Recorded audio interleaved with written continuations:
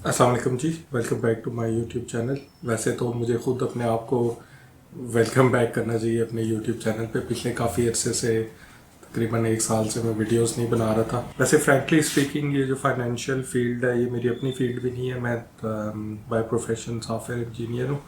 तो जो भी मैं शेयर करता था आप लोगों के साथ वो अपने इन्वेस्टमेंट के खुद अपने जो एक्सपीरियंसेस होते थे उससे करता था। तो पिछले कुछ अरसे में हमारी स्टॉक एक्सचेंज का इतना बुरा हाल था कि कोई ऐसे स्टॉक्स नज़र नहीं आ रहे थे जिसमें ट्रेड करके आपको लगे कि जो है वो ऊपर ही जाएगा, क्योंकि पॉलिटिकल सिचुएशन की वजह से वो जो हमारी इकोनॉमी का बुरा हाल हुआ था उसकी वजह से हर चीज़ नीचे ही जा रही थी। और स्पेशली ये जो करेंसी हमारी डिवैल्यू हो रही थी उसमें अगर आपने किसी चीज़ में कुछ गेन कर भी लिया है तो वो जो है उसकी वजह से लूज़ होने का बड़ा चांस था। खैर वैसे भी मैं काफ़ी और चीज़ों में बिजी था जिसकी वजह से जो है वीडियोस एक्टिवली नहीं बनाई मैंने, बड़ा सा हो गया। इस टाइम में जो भी थोड़ी बहुत स्टॉक एक्सचेंज की मेरी सेविंग्स थी उनको किस तरह से मैंने मेक श्योर किया कि वो वैल्यू लूज़ ना करें, क्योंकि स्टॉक्स तो सारे नीचे जा रहे थे। तो उसमें सबसे बेस्ट तरीका ये होता है कि आप उनको डिविडेंड पेइंग स्टॉक्स पे कन्वर्ट कर दें। तो ये सारा टाइम नेविगेट करने के लिए 3-4 मेरे फेवरेट स्टॉक रहे हैं। उसमें Engro fertiliser, EPCL, Engro polymer है, और इसके अलावा Engro power Kadarpur limited EPQL। तो ये वाले जो हैं काफ़ी अच्छे हैं। फिर इसके अलावा एक पाकिस्तान में रीट है जो कि एक्टिवली पे करते हैं डिविडेंड्स। वैसे तो 2 रीट्स हैं, एक ग्लोबल रीट भी है और एक DCR डोलमेन सिटी रीट है। डोलमेन सिटी रीट वाले जो है वो हर 3 मंथ्स बाद एक डिविडेंड पे करते हैं, तो उसको भी मैंने यूज़ किया। और उसके अलावा जो डिविडेंड पेइंग स्टॉक्स थे यही 3-4 यूज की। ये अब ये कोई इन्वेस्टमेंट वाइज नहीं है, लेकिन ये मैं आपके साथ शेयर कर रहा हूँ कि ये 3-4 काफ़ी अच्छे रहे हैं शेयर्स। और ये वैसे भी मतलब जिन दिनों स्टॉक एक्सचेंज नीचे जाती है तो उन दिनों जो एक्टिवली डिविडेंड पेइंग स्टॉक्स होते हैं उनकी वैल्यू लूज़ नहीं होती। तो ये 3-4 जो है वो काफ़ी एक्टिव है। इसके अलावा पावर सेक्टर में 2-3 और भी हैं, शायद एक हबको है, शायद एक कैपको वगैरह है। तो वो भी एक्टिवली पे करते हैं, या और भी कोई स्टॉक्स इस तरह के जो कि एक्टिवली हर एक सेट पीरियड के बाद मोस्टली 3 मंथ्स के बाद जो पे करते हैं उनकी प्राइसेस बुरे टाइम्स में नीचे नहीं जाती।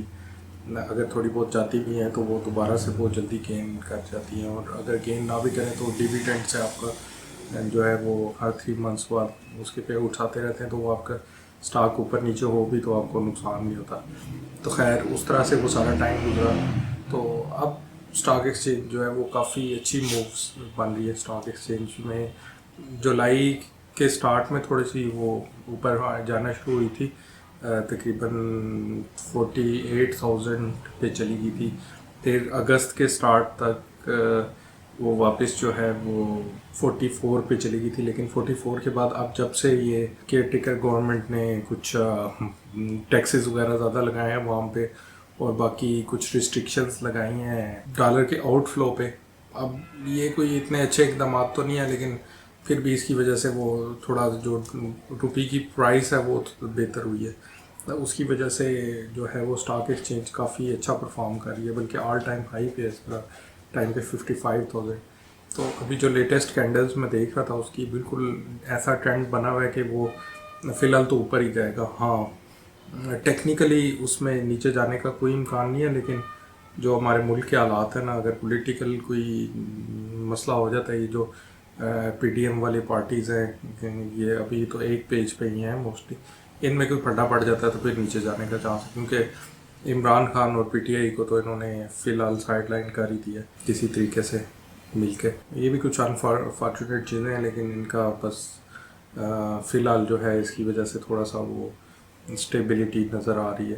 तो ये कितना अर्सा चलेगी इसका नहीं पता, लेकिन फ़िलहाल अगर कोई ये चाहता है कि कुछ इस तरह के स्टॉक्स जो कि वो थोड़ा रिसर्च करे और देखे कि वो अंडर वैल्यू में और अगले कुछ दिनों में वो नीचे के वैल्यू पे कुछ परचेज़ करके उससे कुछ गेन करना चाहे तो वो कर सकते हैं। इस तरह की एक अपॉर्चुनिटी है फ़िलहाल पाकिस्तान स्टॉक एक्सचेंज में। दूसरी तरफ जो इंटरेस्ट रेट्स हैं वो भी काफ़ी हाई हुए हैं, तो म्यूचुअल फंड्स वगैरह में इन्वेस्ट किया जा सकता है। ये जो डेली और मंथली इनकम फंड्स होते हैं, इसमें मैं तो मोस्टली अगर इन्वेस्ट जब भी करता हूँ तो इस्लामिक फंड्स वगैरह में करता हूँ। आई सेव ज़्यादा फेवरेट है मेरा। तो आई सेव में Alhamra daily income fund, Alhamra monthly income fund वगैरह अच्छे हैं, या फिर उसमें Alhamra Islamic money market fund होता है वो अच्छे हैं।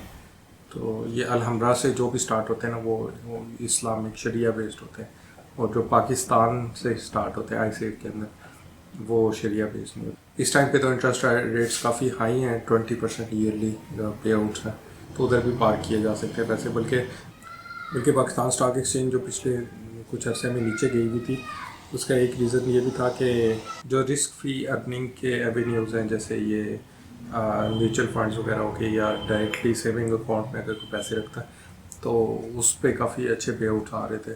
तो लोग जो स्टॉक एक्सचेंज जो कि थोड़ा रिस्की समझा जाता है उससे निकाल के इन रिस्क फ्री एवेन्यूज़ में पैसे पार्क कर रहे थे, तो उसकी वजह से वो स्टॉक एक्सचेंज पे हिट पड़ रही थी।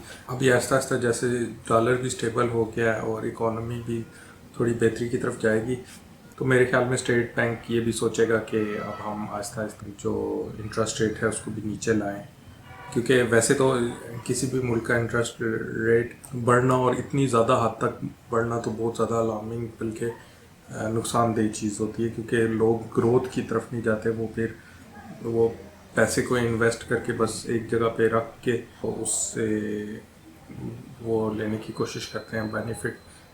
जबकि जब इंटरेस्ट रेट्स काफ़ी लो हो जाते हैं तो फिर लोग बिजनेसेस में पैसे लगाते हैं, जिससे प्रोडक्शन होती है और वो एक्सपोर्ट के का भी बायस बनती है। तो खैर काफ़ी अर्से बाद मुझे मौका मिला एक वीडियो बनाने का भी, और स्पेसिफिक टॉपिक्स पे भी दोबारा वापस आएंगे आहिस्ता आहिस्ता। तो आज के लिए इतना ही। थैंक्स फॉर वाचिंग, और सब्सक्राइब कर लीजिएगा and expect few more videos at least.